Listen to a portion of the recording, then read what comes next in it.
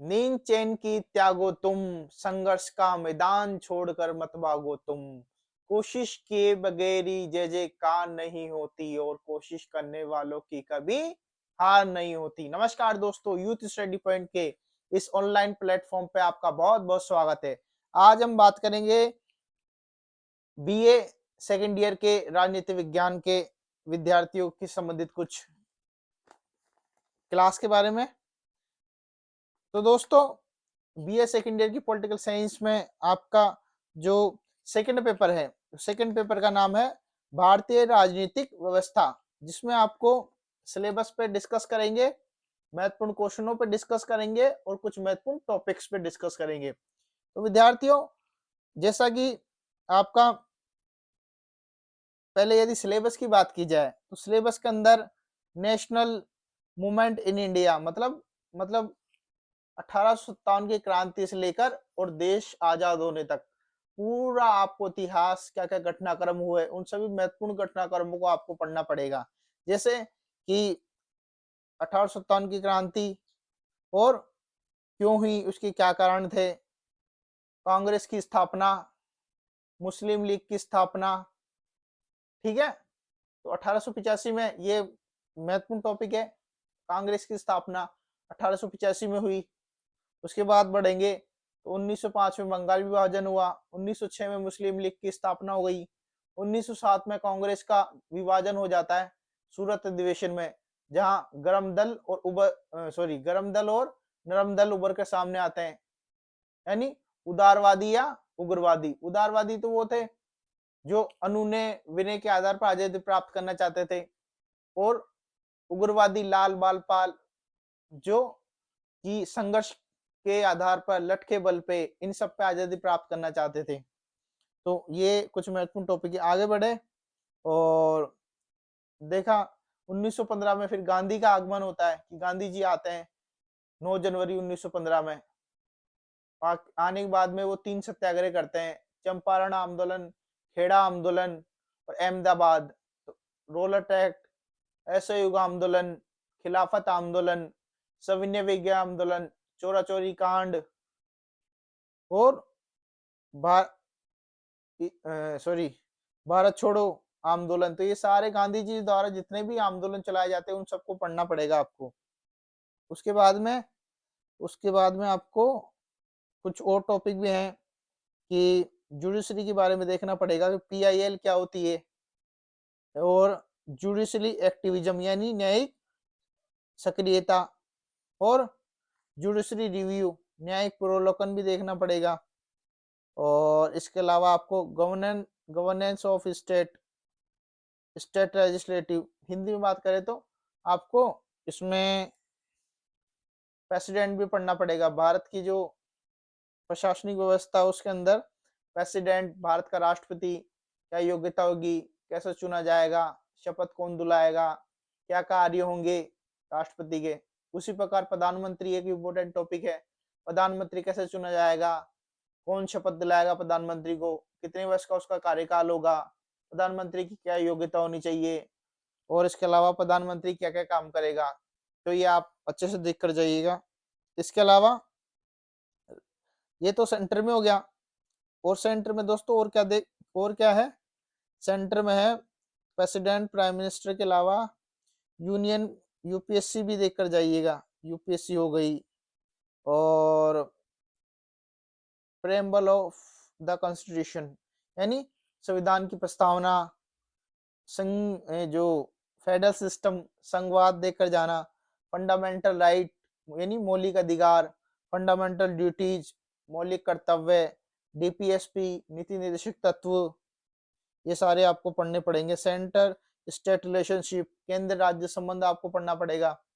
इसके अलावा आपको UPSC union public service commission, संघ लोक सेवा आयोग, आईएएस और आईपीएस की जो भर्ती करवाता है, केंद्रीय आयोग है, कि इसके जो यूपीएससी है, इसके जो अध्यक्ष और मेंबरों को की नियुक्ति कैसे होगी, कौन से आर्टिकल के तहत होगी, और शपथ कौन दिलाएगा, इनको हटाया कैसे जा सकता है, क्या योग्यता होनी चाहिए यूपीएससी के मेंबर के लिए, ये सारी चीजें आपको पढ़ना पड़ेगा।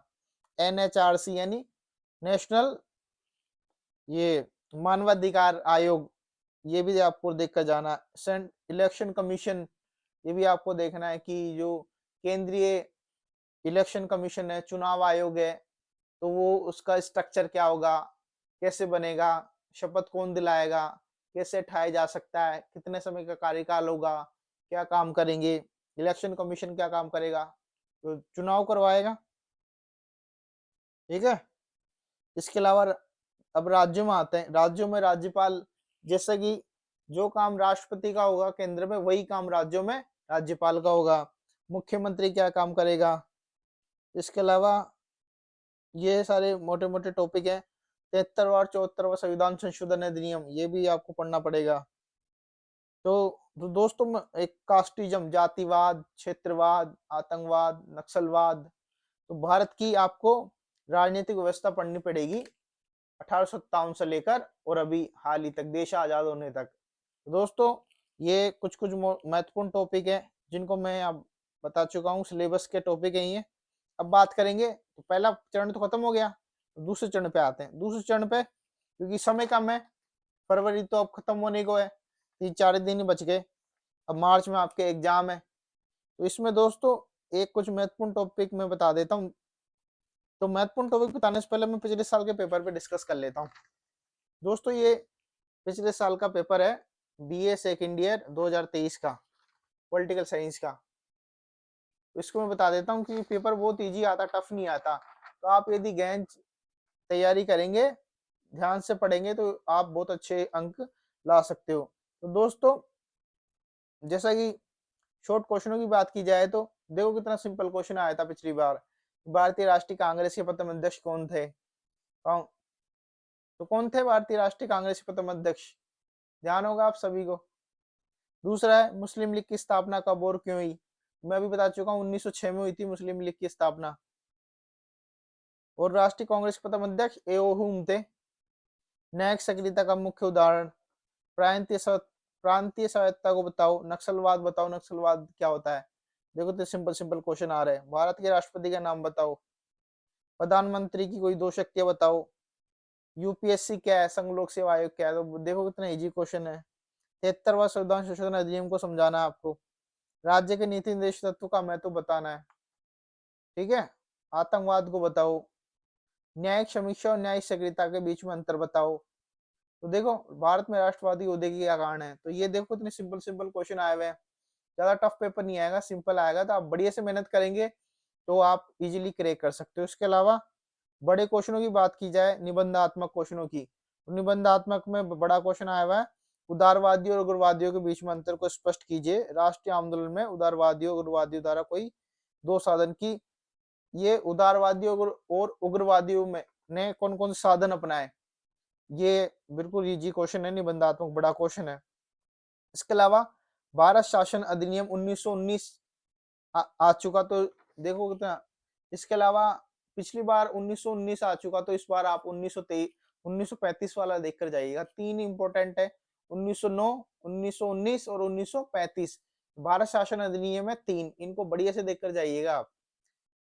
इसके अलावा क्वेश्चन आया हुआ है, भारतीय संविधान में दिए गए मौलिक अधिकारों को समझाओ। तो मौलिक अधिकार आर्टिकल 12 से लेकर 35 तक है।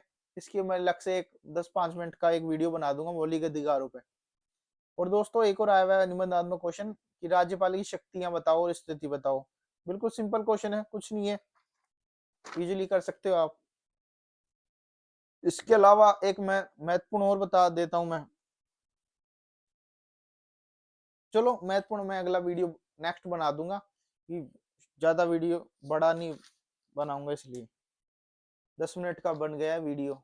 ठीक है दोस्तों, आप जुड़े रहिए। काफी सारे बच्चों के आते मैसेज कि सर समय का अभाव होता है, इस कारण मैं नहीं बना पाता। कोशिश करूंगा मैं डेली कुछ कुछ video second year, first year, third year के लिए भी बना सकूं मैं। ठीक है, और आप कंटिन्यू देखते रहिए। कोशिश करूंगा मैं आपके लिए बेस्ट से बेस्ट करने की। Okay, thank you.